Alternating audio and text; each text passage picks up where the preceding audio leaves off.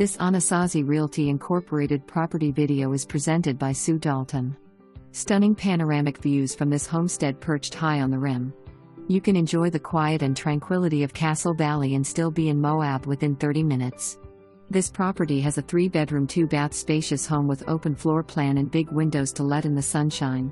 You will love to cozy up to the wood fireplace in the winter and lounge on the private deck and watch the sun set over the rim year-round. The roof was replaced with a metal roof around 2014 along with the addition of solar panels. In this amazing setting you will also find a rustic studio/workshop that looks like it is right out of a movie set.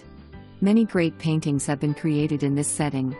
The studio is situated to take advantage of the wonderful natural light and includes a handcrafted workbench for all your precision tools. It also has heating and cooling to keep you comfortable while you work.